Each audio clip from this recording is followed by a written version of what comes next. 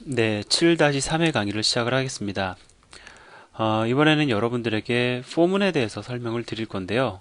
제가 여러분들에게 while문을 기준으로 해서 포문을 설명을 드릴 겁니다. 따라서 여러분들이 일단은 while문을 가지고 포문을 이해를 한번 해보세요.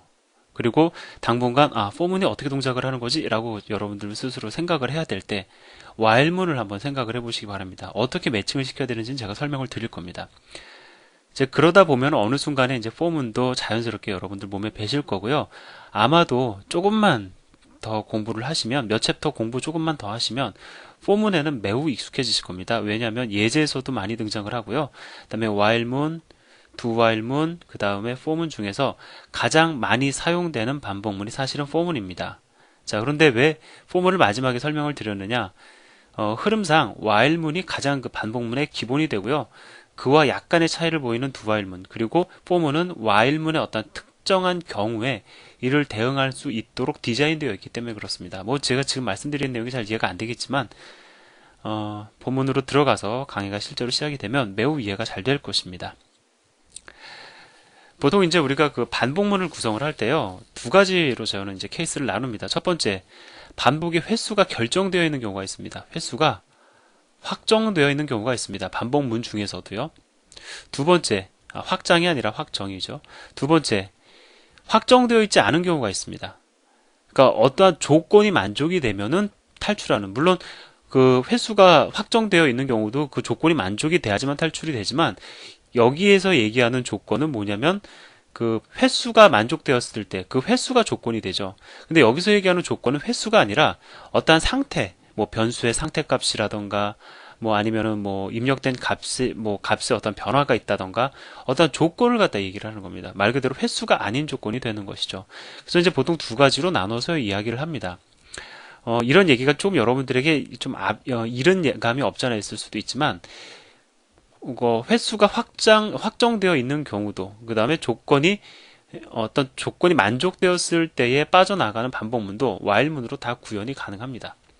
자, 그 다음에 일반적으로요, 조건이 만족되었을 때에 빠져나가는 경우보다는 첫 번째, 횟수가 확정되어 있는 경우가 조금 더 많다라고 이제 이야기를 합니다. 물론 이거는 프로젝트라든가 아니면 뭐 또 프로그래머의 성향에 따라 달라질 수 있는 얘기지만, 어쨌든 이 1번 횟수, 정해진 횟수를 출력하는, 뭐 예를 들어서 우리가 9구단 출력하듯이요. 9구단은 어떤 조건이 만족되는 경우에 빠져나가는 게 아니죠. 1단부터 9단까지 총 9회 반복, 9회 출력이 이루어지면 빠져나가도록 구현을 해야 되잖아요. 이런 경우가 좀 더 많다, 자주 사용된다, 빈번하게 등장한다라고 이야기를 합니다. 자, 그런데 우리가 지금까지 봐왔던 while문, 딱 보는 순간에 반복 횟수, 제가 여러분들에게 이미 보여드렸지만, 반복을 갖다가 하는 횟수를 갖다가 확인하는 게 이제 이런 식입니다. 변수 num을 중심으로 해서 이제 반복을 시키죠. num의 값이 0입니다. 그리고 3보다 작을 때 동안이에요. 그리고 그 값이 1씩 증가합니다. 즉, 뭐하고 뭐를 받냐면, 변수 선언, 그 다음에 조건, 반복 조건, 그 다음에 그 변수에 증가되는 값의 크기, 요 세 가지를 딱 보면은 우리는 몇 회다, 3회다, 이러한 계산이 바로 나옵니다. 누구나, 이거는 어떤 전문가라도 변수 선언만 딱 보고서 초능력자가 아닌 이상에는 몇 회 회전되는지 알 수 없죠. 뭐 반복 조건만 봐서도 모릅니다. 왜? 여기서 값을 2씩 증가시킬 수도 있는 거잖아요. 그래서 요것을 갖다가 이제 보통 반복문의 필수 3요소라고 이야기를 합니다. 예, 뭐 충분히 이해가 되는 부분이죠. 근데 이제 뭐가 좀 안타까운 거냐면, 여기 지금 얘기한 것처럼 정리가 되는 내용인데, 하나의 변수가 필요하고 조건 검사 부분이 필요하고, 그 다음에 그 변수의 증가 또는 감소와 관련된 연산이 필요합니다. 이 세 가지가 이제 반복문의 필수 3요소인데, 한눈에 딱 보는 거야. 이제 우리가 보통 이제 딱 보는 순간에 몇 번 반복하지, 몇 회를 반복하지라고 우리가 확인을 하고자 할 때, 한 행, 두 행, 그러니까 줄이라고 표현할게요. 한 줄, 두 줄, 세 줄을 갖다가 이렇게 쭉 봐야지만 계산이 되더라라는 겁니다. 근데 코드는 가급적이면 우리가 구현하기도 좋아야 되지만 보기도 좋아야 되고 분석 판단이 빠를수록 좋은 코드입니다. 얘네들을 갖다가 한 줄에 나열을 할 수 있다면, 제가 이렇게 나열했잖아요. 0으로 초기화됐고 3보다 작아야 되고 값이 1씩 증가한다. 이렇게 한 줄에 나열할 수 있다면, 지금 우리 요거 보고서는 3회 반복이다 얘기하잖아요. 이렇게 이 내용을 갖다가 한 줄에 표현할 수 있다면 분석이 아무래도 좀 빠르겠죠. 몇 회 반복하는지 쉽게 파악이 되겠죠. 이렇듯 변수의 선언 및 초기화, 그 다음에 반복의 조건, 그 다음에 그 변수의 증가 및 감소값을 갖다가 한 줄에 표현할 수 있도록 디자인된 반복문이 바로 for문입니다. 이렇게 놓고 보니까 별로 어렵지 않죠. 자, 그럼 어떻게 이 세 가지를 묶게끔 디자인이 되어 있을까? 뭐 생각해 보세요. 뭐 요거 첫 번째, 두 번째, 세 번째. 이 세 가지를 갖다가 한 줄에 놔둔다. 그냥 포문이라고 하니까 일단 포 써야 되고, 지금 이 세 가지를 갖다 하나, 둘, 셋 나란히 쓰면 그것이 포문 아니겠습니까? 다음 페이지에서 보여드리고 있는 것처럼요. 자, 이렇듯 여러분들 포문이 이렇게 구성이 됩니다. 자, 이제 당황스럽지 않을 거예요. 필요한 3요소를 갖다가 하나씩 첫 번째, 두 번째, 세 번째를 갖다가 여기다가 각각 위치시키기 위한 구조로 반복문이 구성되어 있구나. 여러분들이 생각이 드실 겁니다. 그래서 어떻게 위치시키면 되냐면 요 3요소죠. 변수 선언 및 초기화, 그 다음에 반복 조건, 그 다음에 그 변수의 증가 및 감소값을 순서대로 포문에 첫 번째 위치, 두 번째 위치, 세 번째 위치에 놓도록 약속되어져 있습니다. 이게 다예요, 포문에. 자, 그러면 여기서 이제 끝나면 좀 아쉽습니다. 자, 포문에 보면 이제 1번, 2번, 3번 제가 숫자를 썼는데, 이제 그 일반적으로 통용되는 명칭은 초기식, 조건식, 증감식이라고 얘기를 합니다. 그러니까 얘가 초기식, 조건식, 증감식이라는 게 아니고요. 요거를 갖다 반복을 위한 초기식, 그 다음에 이게 조건식, 반복을 위한 조건식, 얘를 증감식이라고 얘기를 해서 초기식과 조건식과 증감식이 1번, 2번, 3번 위치에 와야 된다라고 이제 이야기를 합니다.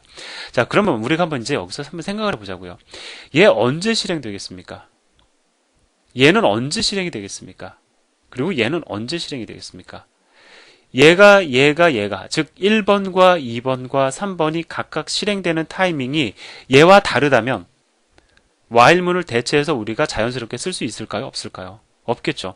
제가 뭐라고 말씀드렸습니까? for문은 이렇게 횟수가 정해져 있는, 즉 초기식, 조건식, 증감식이 항상 등장하는 반복의 횟수가 정해져 있는 while문을 대체하기 위해 등장한 거다라고 말씀을 드렸죠. 따라서 얘의 실행 구조와 실행 흐름과 얘의 실행 흐름이 다르다라고 하면 그건 대체가 불가능할 거다라는 겁니다. 그 얘기 뭐냐면 동일하다라는 거죠. 자, 그러면 한번 봅시다. 한번 이제 우리가 같이 얘기를 해보자고. 얘 언제 실행될까요? 얘 언제 실행됩니까? 실제 while문 실행되기 이전에, 즉 반복에 들어가기 전에 먼저 실행이 되죠. 마찬가지입니다. 얘도 제일 먼저 실행이 됩니다. 그러니까 뭐 while문 바깥이다. 근데 우리가 이걸 좀 통넓게 봐서 이거를 그냥 하나의 덩어리로 보자고요. 그럼 얘가 제일 먼저죠. 얘도 제일 먼저 실행됩니다. 즉 실행되자마자 num이라는 변수가 선언이 되고 얘는 0으로 초기화가 돼요. 그럼 얘는 이제 언제 실행이 됩니까? 초기화된 다음에 검사 하고 나서 실행하고 나서 증감, 이런 순서대로 진행이 되죠. 즉 이제 얘는 한 번 하고 끝입니다. 그러면 검사, 실행, 증감, 그 다음에 또 올라가서 검사, 오케이면 실행, 증감, 또 올라가서 검사, 오케이면 실행, 증감. 자, 그러면 얘는 뭐예요? 검사죠. 오케이면은 실행합니다. 그 다음에 증감하죠. 그 다음에 또 뭐합니까? 증감했으니까 올라가야죠. 검사. 자, 옆으로 가서 검사합니다. 오케이. 실행합니다. 실행한 다음에 뭐 해야 돼요? 증감해야 된다라는 겁니다. 자, 이해되십니까? 자, 제가 이 화면을 좀 지우고 다시 한번 설명을 드릴게요. 자, 그럼 이번에 제가 이걸 그냥 대놓고 설명을 드리겠습니다. for문은 어떻게 흐름이 되냐? 물론 제가 이걸 말씀을 드렸기 때문에 여러분들이 while문을 잘 관찰을 해서 for문의 실행 흐름을 갖다가 여러분들이 캐치할 수가 있어요. 물론 캐치할 수 있습니다만은 또 그렇게 매번 이렇게 보기가 좀 어려우니까 제가 이 내용을 가지고 그냥 바로 말씀드리겠습니다. 자, 일단 초기식 먼저 실행됩니다. 얘가 1번이에요. 자, 그 다음에 즉 for문 안에서 변수 num이라는 것이 선언이 되는 거죠. num은 0으로 선언과 동시에 초기화가 됩니다. 그 다음 바로 뭐 하느냐? 오른쪽으로 넘어가서 조건 검사합니다. 2번 조건 검사합니다. 조건 검사 결과 OK예요. 그러면 여기서 주의하실 거, 바로 3번으로 넘어가는 경우가 있는데 3번으로 바로 넘어가시면 안 됩니다. 넘어가는 게 아니고 1로 가서 실행해야죠. 3번 실행합니다.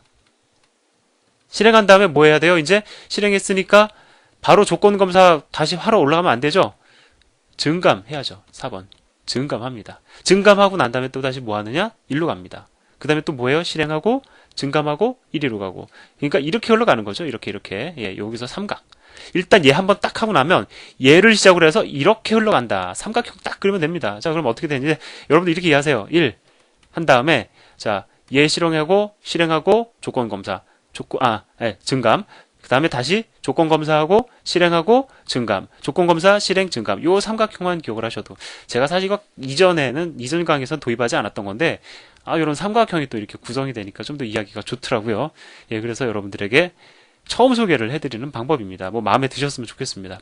자, 그래서 폼은 이 정도만 제가 말씀을 드려도 여러분들이 충분히 다 이해할 수 있는 내용입니다. 언뜻 보면 처음에는 그 순서가 헷갈려요. while문은 순서가 이렇게 좀 이렇게 그러니까 배치가 이렇게 돼 있어서 위에 있으니까 얘 먼저 실행될 거고 그 다음에 얘 있으니까 얘 하고 그 다음에 맨 밑에 있으니까 얘가 맨 마지막에 실행이 되겠구나. 이게 바로 와닿습니다. 근데 얘네들은 한 줄에 있다 보니까 우리가 조금 기억할 필요가 있어요. 어쨌든 그래도 제일 왼쪽에 있는 게 먼저 실행이 되고 그 다음에 2번 그 다음에 여기서부터 시작해서 삼각형 이해하고도 내려가고 증감, 조건검사, 실행, 증감 뭐 이런 식으로 실행이 된다. 여러분들이 정리를 하시면 좋을 것 같습니다. 자, 그 다음에 폼은도 사실은 중괄호를 넣어줄 수 있습니다. 원래는 이렇게 중괄호를 넣어줄 수 있는데 반복의 대상이 되는 문장이 하나일 경우에는 생략이 가능하고 일반적으로 생략을 합니다.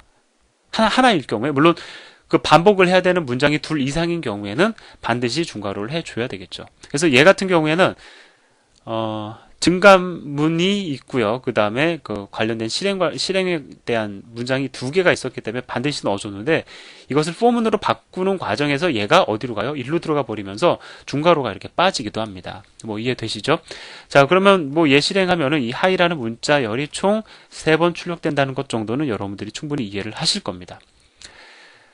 자, 근데 여기서 딱 얘기를 끝나고 여러분들이 실행을 하시면 실행 결과를 갖다가 확인할 수 있는 컴파일러도 있겠지만 그렇지 못한 컴파일러가 대부분이에요. 왜냐면요. 지금 여기 보면 변수 선언이 되면서 동시에 선언과 동시에 초기화가 이루어지잖아요. 즉 여기 보면 int num은 제로다. 자, 이게 C 새로운 표준에서는 이것을 갖다가 표준화하고 있습니다. 즉 요 위치에 변수 선언과 동시에 초기화할 수가 있는데 과거의 표준, 10년 전 표준입니다. 10년 전 표준에서는 10년 이전 표준이요. 예, 10년 이전 표준에서는 약 10년 이전 표준에서는 이 위치에 변수를 선언할 수 없었어요. 그래서 어떤 식으로 코드를 작성을 했냐면 과거에는 이렇게 작성을 했었습니다. 과거지만 사실 현재도 이렇게 해야 되긴 하는데 변수 선언을 갖다가 바로 할 수 없으니까 이렇게 맨 윗부분 함수 시작하자마자 윗부분에 하고 그 다음에 초기화를 갖다 여기서 하고 그 다음에 조건 그 다음에 증감문만 이렇게 넣어줬어요. 즉 여기다 변수 선언할 수 없었으니까 이렇게 위로 뺐었다라는 겁니다. 자, 그럼 이제 여러분들은 이거 과거 표준이니까 내가 이렇게 작성을 하면 되겠구나 라고 생각을 하시겠지만 여전히 대부분의 C 컴파일러가 이거를 지원을 안 합니다. 이 위치에 변수 선언하는 것을 지원을 안 해요. 따라서 여러분들도 이러한 유형으로 코드를 작성을 해야 되고요. 그 다음에 보통 이제 프로그래머들의 어떤 전통적인 스타일이 있습니다. 아직도 대부분의 프로그래머들이 C 프로그래머들이 변수 선언을 갖다가 이렇게 반복문 안에 하지 않고요. 컴파일러가 혹 지원을 한다 하더라도 외부에 빼서 선언하는 것에 익숙해져 있는 프로그래머들이 많이 있으니까 일단은 여러분들이 이 스타일에 익숙해지세요. 이렇게 즉 초기식이 와야 될 위치에 변수의 선언 및 초기화가 와야 되지만 선언을 밖으로 빼고 초기화만 넣는 이러한 스타일에 익숙해지신 다음에 나중에 시대의 흐름에 따라서 이제 이게 매우 자연스러워지는 그러한 타이밍이 오면 그때 가서 여러분들이 이러한 선언을 사용하시기 바랍니다. 참고적으로요. 여러분들 C 공부하신 다음에 C++로 넘어가실 분들도 계실 때 C++에서는 이러한 유형의 스타일이 훨씬 더 보편화되어 있습니다. 그래서 C++ 프로그래머들은 이러한 선언을 많이 쓰는데 오리지널 나는 C 언어만 고집을 한다라는 전통적인 C 프로그래머의 경우에는 여전히 이러한 유형의 선언을 선호한다라는 사실도 기억을 해두시기 바랍니다. 자, 그래서 교재에서는 앞으로 이게 가능하다는 걸 지금 여러분들에게 말씀을 드렸지만 앞으로도 이러한 유형으로 포문을 작성을 해서 여러분들에게 보여드릴 겁니다. 왜냐하면 대부분의 모든 컴파일러에서 이 예제가 컴파일이 되어야 하기 때문입니다. 자, 사실 이제 다 설명을 드렸어요. 이제 뭐 교재에서는 강의로, 그러니까 그런 게 있습니다. 강의를 통해서 여러분들에게 좀 더 쉽게 설명이 가능한 내용도 있고요. 또 그냥 글로써 설명했을 때 훨씬 더 정돈되는 내용들도 있습니다. 그러니까 여러분들이 강의와 책을 같이 병행해서 공부하시면 좋은 효과를 누리실 텐데 제가 설명드린 내용을 이제 강의에서는 제가 지금은 편대라는 표현을 쓰는 건 좀 웃기긴 하지만 뭐 일단 얘가 초기화된 다음에 여기서부터 2번, 3번, 4번, 2번, 3번, 4번 이렇게 흘러간다 말씀드렸잖아요. 이거를 설명하기 위해서 제가 이러한 어떤 그 흐름을 넣어놓고서는 그림을 따라서 여러분들이 숫자를 따라가면서 이해하도록 유도를 하고 있습니다. 근데 이제 그럴 필요 없겠죠. 그냥 한번 같이 한번 흐름을 갖다 정리 한 차례 복습 겸 해보도록 하겠습니다. 시작과 동시에 넘은 0으로 초기화가 됩니다. 그리고 어떻게 돼요? 그냥 밑으로 흘러가는 거 주의하셔야 됩니다. 실행할지 말지. 그러니까 내려가야 되나? 오른쪽으로 가서 조건 검사해야 되나? 그거를 고민할 때 while문을 떠올리세요. while문은 어떻습니까? 조건이 한 번이라도 만족 안 되면, 한 번도 만족 안 되면 한 번도 실행 안 하잖아요. 그러니까 바로 실행하면 안 됩니다. 바로 실행한다. 이건 뭐와 유사해지는 거예요? 그러면 do while문과 유사해지는 거죠. 자, 2번으로 넘어가서 조건 검사합니다. 3보다 작죠. 따라서 실행합니다. 그럼 high가 한번 출력이 되겠죠. 그 다음에 어디로 올라가요? 4번. 증감. 따라서 num이 1이 됩니다. 그리고 어디로 가요? 2로 가서 3보다 작으니까 또 한번 출력이 되겠죠. high. 또 한번 출력됩니다. 또 올라갑니다. num 값이 2가 됩니다. 자, 비교합니다. 3보다 작죠? 따라서 내려가서 또 다시 출력합니다. high. 마지막으로 올라가면서 얼마가 됩니까? 3이 됩니다. 3이 돼서 오른쪽으로 넘어가서 보니까 3보다 작지가 않으니까 이제 여기서 빠져나가게 되는 겁니다. 포문을. 이해하셨을 거라 생각합니다. 자, 그래서 이제 포문에 대해서 기본적으로 이해를 하셨으니까 포문 기반의 다양한 예제를 좀 여러분들이 보셔야 되겠죠. 그래서 이제 포문에 익숙해지시도록 여러분들에게 다양한 예제를 제시를 해드리는데 그냥 한번 같이 읽어보도록 하겠습니다. 자, 여기 보면은요. 숫자를 하나 입력받도록 되어 있습니다. 왜 그러냐면 예를 들어 0부터 n까지의 덧셈 n은 이렇게 되어 있죠. 3을 입력을 하면 0부터 3까지의 0, 1, 2, 3까지의 합의 결과를 출력해주기 위함입니다. 3이 입력됐다고 가정을 해볼까요? 그러면 num 값은 3이 될 겁니다. 자, num은 3이에요. 그러면 자 3인데 3 플러스 1이니까 얘는 4가 되겠죠. 자, 0에서부터 시작해서 i 값이 1씩 증가가 되니까 결국은 i가 0일 때 한 번 돌고 1일 때 한 번 돌고 2일 때 한 번 돌고 3일 때 한 번 돕니다. 4가 되면서 탈출하니까 4는 아니겠죠. 자, 0일 때 i가 0일 때 0을 갖다가 토탈에 더합니다. 토탈은 현재 0이에요. 그 다음에 1일 때 1을 더합니다. 2를 더합니다. 3을 더합니다. 결과적으로 토탈이라는 변수에 플러스는 즉 1을 증가시키고 2를 증가시키고 3을 증가시켜서 그 결과 6이 출력이 될 겁니다. 자, 그래서 이제 대표적으로 우리가 이제 알고 있는 거 1부터 10까지의 합은 55다 알고 있죠? 그래서 10을 넣어보시면 여러분들이 55가 출력이 되는 것을 아실 수가 있습니다. 제가 더 천천히 자세히 설명드릴 수도 있는데 그게 중요한 게 아니에요. 여러분들이 포문을 이해하셨으면 이 코드 충분히 여러분들이 분석하실 수 있습니다. 내 눈으로 직접 하나하나 코드 따라가 보면서 실행 결과를 예측하는 공부가 좀 필요한 겁니다. 근데 또 제가 이렇게 말씀을 드리면서도 또 나중에 그 강평 보면은 너무 친절하게 해서 또 때로는 너무 좀 빨리 나가는 것도 다 괜찮겠다라고 말씀하신 분들도 계신데 어쨌든 이러한 그 속도로 진행을 하도록 하겠습니다. 자, 그 다음에 오른쪽에 있는 예제는 조금 의미가 다릅니다. 뭘 말씀을 드리려고 하는 거냐면 1번, 2번, 3번 위치 있죠. 초기식, 조건식, 증감식이 오는 위치.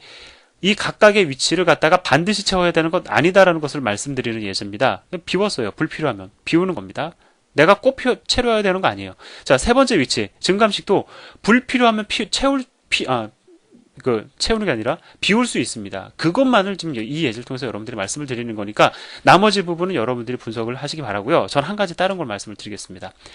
초기식, 조건식, 증감식 1번, 2번, 3번 중 1번과 3번은 비워버리면 뭘 하러 올라갔을 때에 없으니까 그냥 생략합니다. 즉 폼은 들어가자마자 제일 먼저 하는 게 1번이잖아요. 비었으니까 안 합니다. 할 거 없습니다. 그럼 어떻게 될까요? 2번 한 다음에 실행하고 3번으로 가겠죠. 3번도 할 거 없으니까 그냥 봐도 할 거 없네 하고서 다시 2번으로 넘어옵니다. 근데 중요한 건 뭐냐면 2번이 비워지는 경우예요. 얘가 비는 경우입니다.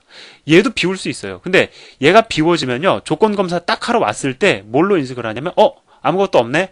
그러면 이거는 참이구나. 즉 비워지면요. 중간에 조건 검사를 하는 반복 조건을 검사하는 이 부분이 비워지면 그것은 참으로 인식이 된다는 겁니다. 따라서요.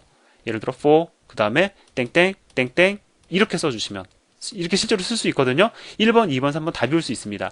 이렇게 2번이 비워져 버리면 이것은 어떠한 의미를 갖냐면 while문으로 따지면 while 1은 뭐라고 그랬죠? 항상 참이니까 무한 루프 돈다고 그랬죠? 이거와 마찬가지로 무한 루프를 형성하게 됩니다. form은요. 그래서 이렇게 쓰는 경우도 있습니다. 근데 이것도 이제 스타일인데 무한 루프를 갖다가 일부러 형성하고자 하는 경우가 있어요. 그때에 이거를 선호하는 경우도 있고 form을 선호하시는 경우도 있는데 제가 어떠한 그 스타일을 선호하는 프로그래머가 더 많은 것 같더라라는 것은 사실 제 주관적인 제 경험적인 내용이기 때문에 그렇게 중요하지 않을 것 같으니까 그건 여러분들이 나중에 한번 관찰을 해보시기 바랍니다.